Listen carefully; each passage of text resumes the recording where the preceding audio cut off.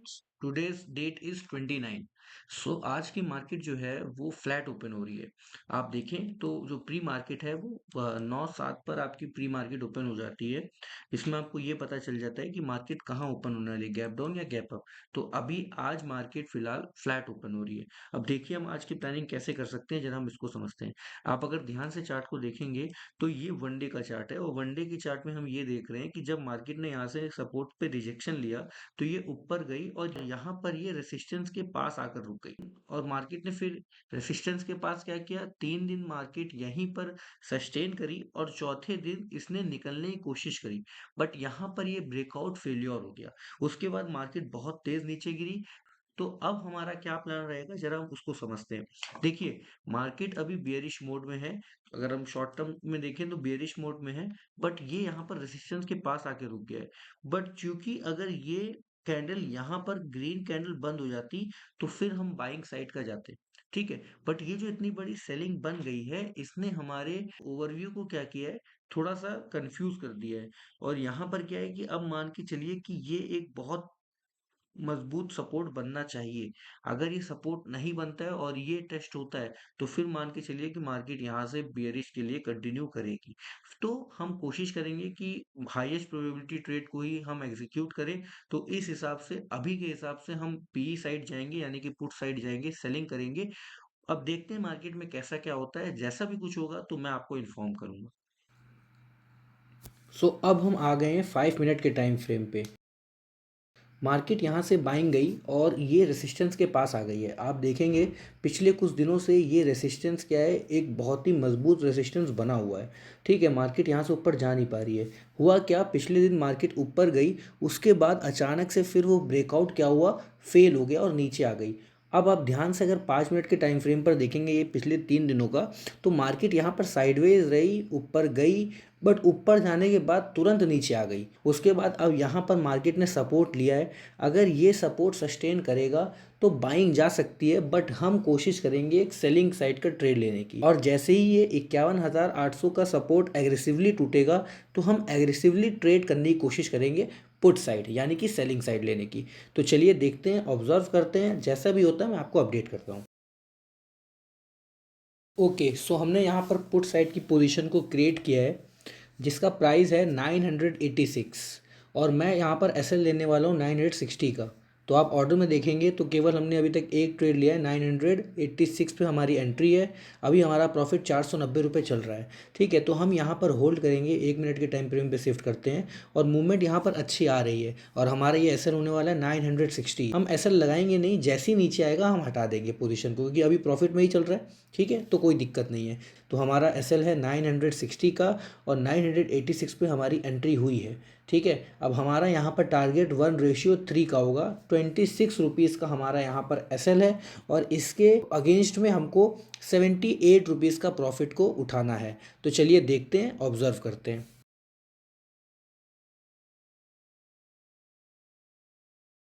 जैसा कि मैंने आपको बताया कि मैंने यहाँ पर एग्रेसिव सेलिंग की है, इसीलिए हमारा जो एस एल है वो केवल 26 रुपीज़ का है और हम उस पर टारगेट 78 रुपीज़ उठाने वाले हैं। तो जैसे ही हमारा 78 रुपीज़ का टारगेट आएगा हम कोशिश करेंगे ट्रेड को बुक करने की। अगर अचानक से वो ऊपर निकलता है हमारे टारगेट के भी ऊपर तो हम होल्ड करने की कोशिश करेंगे, बट हम 1:3 पर ही कट करने की कोशिश करेंगे। क्योंकि मार्केट में देखिए अभी इस टाइम पर अचानक से पूरी एक साथ गिर रही है, तो ऐसा भी नहीं हो सकता कि गिरती चली जाए। सपोर्ट बनेगा तो वहाँ से बहुत तेज़ उठेगी भी और उस वजह से हमारा एसएल भी जा सकता है। तो ये सब चीज़ को ध्यान में रखते हुए जैसे ही हमारा 1:3 का टारगेट आएगा हम बुक करके निकल जाएंगे। मार्केट अब हमारे टारगेट के पास आ रही है, करीब आ रही है। देखते हैं टारगेट हमारा अचीव होता है या फिर मार्केट नीचे जाएगी। अगर अब मार्केट नीचे जाती है तो हम ब्रेक इवन एग्जिट करने की कोशिश करेंगे, यानी कि 986 पे हमारी बाइंग थी, हम वहीं पर उससे थोड़ा नीचे निकाल देंगे पोजीशन को। मैं ऐसा इसलिए बोल रहा हूँ क्योंकि हमने यहाँ पर एग्रेसिव सेलिंग की है और दूसरी चीज़ कि हमने छोटे एसएल पे एग्रेसिव सेलिंग की है। ठीक है, तो हो सकता है कि मार्केट यहाँ से एक रिट्रेसमेंट करे। अब वो रिट्रेसमेंट तो मार्केट स्पॉट प्राइस पे करेगी, बट हो सकता है यहाँ पर प्रीमियम डीके की वजह से, क्योंकि प्रीमियम गलते रहे हैं तो प्रीमियम बहुत तेज़ नीचे आएंगे, उस वजह से हमारा फिर एसएल भी ले जाएगा। वैसे लग तो रहा है कि यहाँ पर हमारा प्रॉफिट आ सकता है। हमारा प्रॉफिट है 1064 पे, और अगर मार्केट वहाँ से निकलती चली जाएगी तो हम फिर होल्ड करेंगे, बट हम 1064 जैसे ही हमारा आएगा उसके ऊपर निकल जाएगा तो हम कोशिश करेंगे कि 1064 के ऊपर ही बुक कर लें प्रॉफिट को, क्योंकि हमारा वहीं पर टारगेट है 1:3। तो जैसा कि आप देख रहे हैं कि मार्केट यहाँ पर रिजेक्ट कर रही है, कोई बात नहीं, हम बैठे रहेंगे। हमने हर चीज़ फिक्स कर रखी है कि अगर नीचे जाएगी तो हमारा एग्जिट होगा वो ब्रेक इवन यानी कि 986 पे हो जाएगा।